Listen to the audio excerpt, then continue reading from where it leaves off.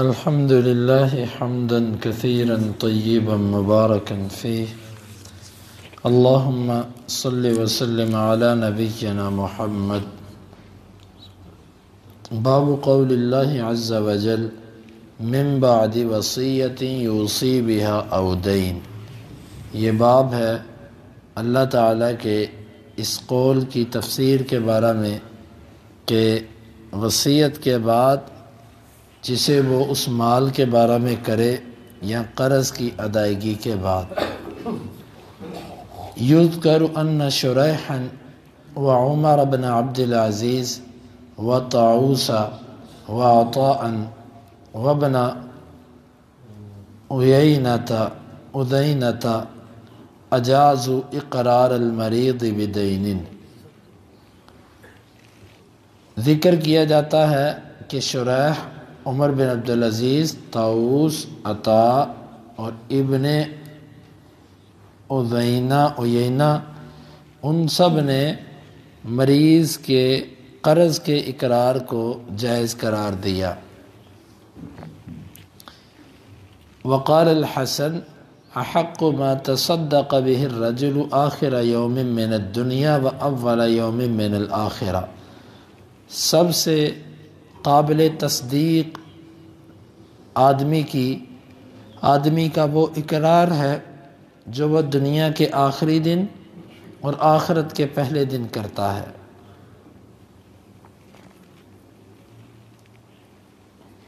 اور ابراہیم اور حکم کہتے ہیں اذا ابرأ الوارث من الدین برئ.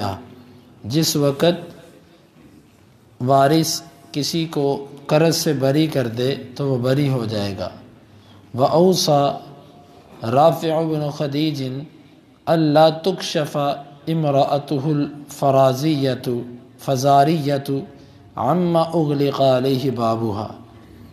رافع بن خدیج نے وصیت کی تھی کہ ان کی فزاریہ بیوی جو ہے اس پر جو دروازہ بند کر دیا گیا ہے اسے کھولا نہ جائے. اور حسن کہتے ہیں اذا قال لمملوکه عند الموت كنت اعتقتك جازا. جب وہ اپنے مرتے وقت غلام سے کہے کہ میں نے تجھے آزاد کیا تو یہ جائز ہے. شعبی کہتے ہیں اذا قالت المرأة عند موتها ان زوجی قدانی وقبضت منه جازا. اگر عورت فوت ہوتے وقت یہ کہہ دے میرے خاوند نے مجھے حق مہر دے دیا ہے اور میں نے اس سے وہ وصول کر لیا تو یہ جائز ہے. وقال بعض الناس لا يجوز اقراره لسوء الظن به للورثة ثم استحسن فقال. امام بخاری کہتے ہیں کہ بعض لوگ یہ کہتے ہیں کہ مرنے والے کا اقرار جائز نہیں کیونکہ وارثوں کو اس سے بدگمانی پیدا ہوگی. پھر انہوں نے اچھا سمجھا ہے اور کہا کہ جائز ہے اس کا اقرار بالودیعۃ والبضاعۃ والمضاربۃ. کسی کو تحفہ دینے کے بارے میں اور کوئی زمین میں مضاربت یعنی کہ کاروبار میں مضاربت کے بارے میں اور ان ٹکڑوں حصوں کے بارے میں یہ جائز ہے اقرار. وقد قال النبی صلی اللہ علیہ وسلم، اور اللہ کے نبی صلی اللہ علیہ وسلم نے فرمایا ایاکم والظن فإن الظن اکذب الحدیث. تم بدگمانی سے بچو، بدگمانی سب سے جھوٹی بات ہے. ولا يحل مال المسلمین لقول النبی صلی اللہ علیہ وسلم. اور مسلمانوں کا مال تو حلال نہیں ہے اللہ کے نبی کے اس فرمان کی وجہ سے. آیت المنافق اذا اؤتمن خان. منافق کی نشانی جب وہ امین جانا جائے تو وہ خیانت کرتا ہے. اور اللہ تعالیٰ کا فرمان ان اللہ یأمرکم ان تؤدوا الامانات الی اہلہا. اللہ تمہیں حکم دیتا ہے کہ تم امانتیں امانت والوں کی طرف لوٹا دو. فلم یخص وارثا ولا غیرہ فیہ وارثا ولا غیرہ. اس میں آپ نے کسی وارث یا غیر وارث کو خاص نہیں کیا. اور اس میں عبداللہ بن عمر اللہ کے نبی سے بھی بیان کرتے ہیں۔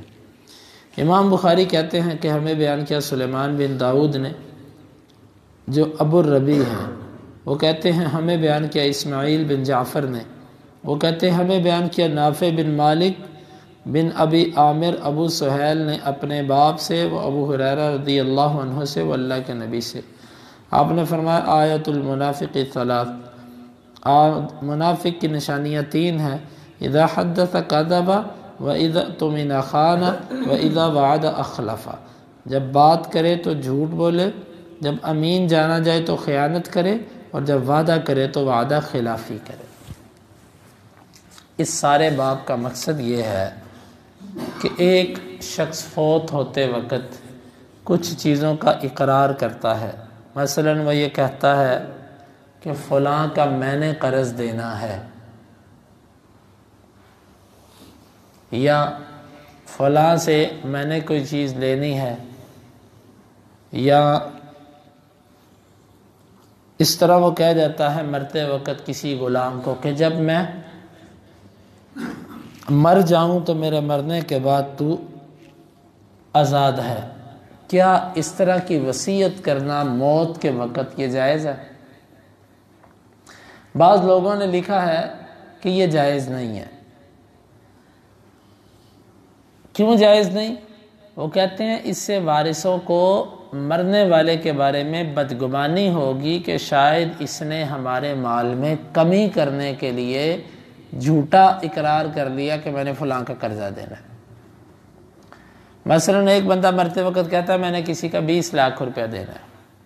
اب وارث یہ سوچیں گے کہ اگر یہ 20 لاکھ ہم اس کو دے دیں گے تو ہمیں تو وراثت میں تھوڑا ملے گا، اور اگر 20 لاکھ نہ دیا جائے تو ہمیں زیادہ ملے گا۔ تو یہ بدگمانی ہوگی رشتہ داروں کو، وارثوں کو۔ اس لیے بعض لوگ یہ کہتے ہیں کہ یہ اس طرح کے اقرار کا کوئی اعتبار نہیں۔ مرتے وقت مرض میں اگر کوئی بندہ کہتا ہے میں نے فلانے کے دینے تھے، یا فلانے سے جو میں نے لینے تھے اس نے مجھے دے دیے ہوئے ہیں، یا فلاں کو میں نے بری کر دیا ہوا ہے، تو کہتے ہیں یہ جائز نہیں۔ امام بخاری ان پر رد کر رہے ہیں۔ امام بخاری کہتے ہیں یہ جائز ہے۔ اس کے لیے امام بخاری نے بعض تابعین، تبع تابعین اور بعض صحابہ کے اقوال بھی ذکر کیے کہ مرتے وقت وصیت جائز ہے۔ اس میں بہت سے وہ اقوال قاضی شریح جو بہت بڑے قاضی تھے ان کا قول لے کر آئے، عمر بن عبدالعزیز جو خلیفہ گزرے ہیں، طاؤس، عطا، یہ سب تابعین تھے عظیم۔ اور حسن بصری کہتے ہیں کہ آدمی کا مرتے وقت جو اقرار ہوتا ہے وہ سب سے زیادہ قابل تصدیق ہوتا ہے، کیونکہ اس وقت عموماً وہ سچی بات کرتا ہے، کیونکہ اس کی جو جان کنی کی کیفیت ہوتی ہے اس وقت اس کو چال بازیاں اور جھوٹ نہیں سوجھ رہا ہوتا، اس وقت جو وہ بات کرتا ہے وہ سیدھی بات ہوتی ہے، تو وہ ٹھیک ہے۔ اور ابراہیم اور حکم کہتے ہیں کہ جب مرنے والا یا وہ کسی وارث کو وصیت سے وہ بری کر دے تو ٹھیک ہے۔ اب یہاں پر یہ بھی ایک مسئلہ ہے کہ قرض بعض دفعہ انسان نے کسی ایسے بندے کا دینا ہوتا ہے جو اس کا وارث بھی بن رہا ہوتا ہے۔ اب اگر وہ مرتے وقت کہہ جائے کہ فلاں کو میں نے اتنے پیسے دینے تھے اور وہ وراثت میں بھی حصے دار ہے، مثلا ایک بندے نے اپنے بھائی کے پیسے دینے ہیں اور بھائی اولاد نہ ہونے کی صورت میں اس کا وارث بھی ہے، تو اس صورت میں بھائی پہلے اپنا قرضہ نکالے گا، پھر اس کے بعد جو ہے وراثت تقسیم کی جائے گی۔ تو بعض لوگ یہ کہتے ہیں نہیں نہیں یہ وصیت نہیں ہو سکتی۔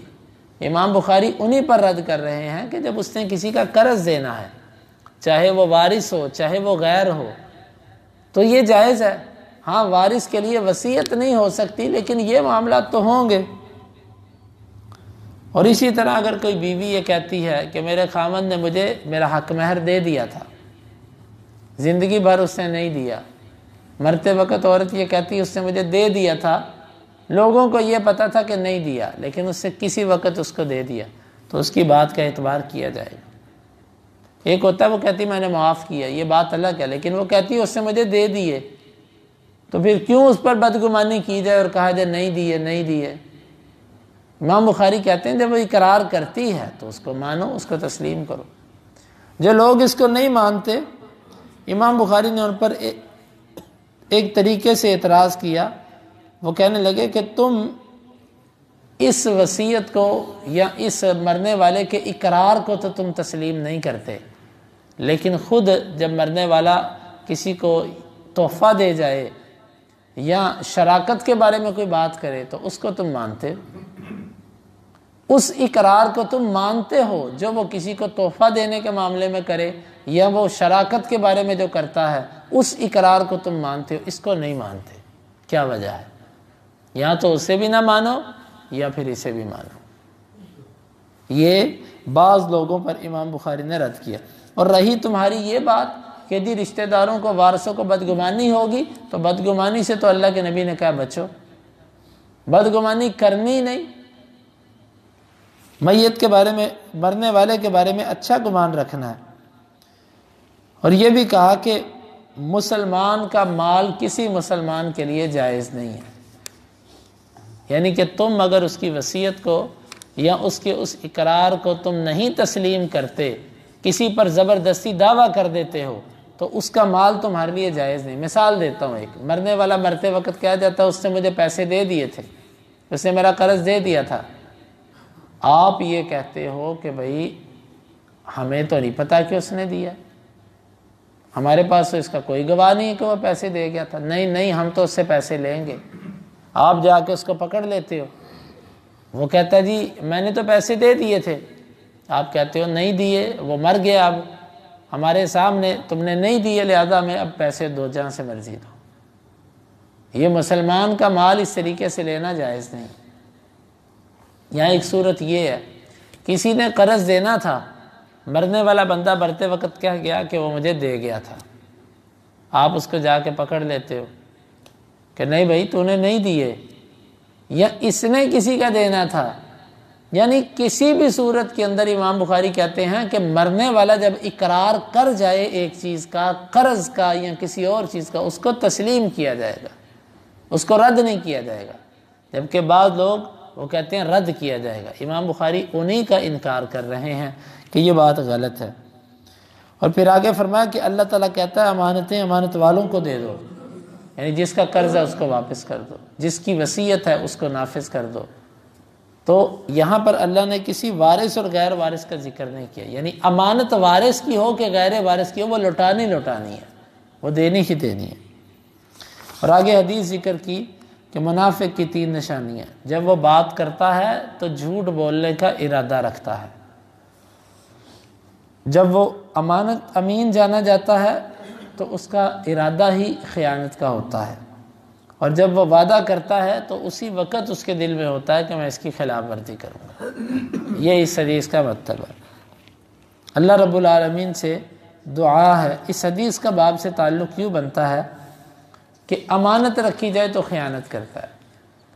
اب مرنے والا اپنے وارثوں کو امانتاً اپنا اقرار دے گیا، اپنا مال چھوڑ گیا، اب ورثاء اگر اس مرنے والے کا اقرار نہیں مانتے تو گویا کہ یہ خیانت کر رہے ہیں۔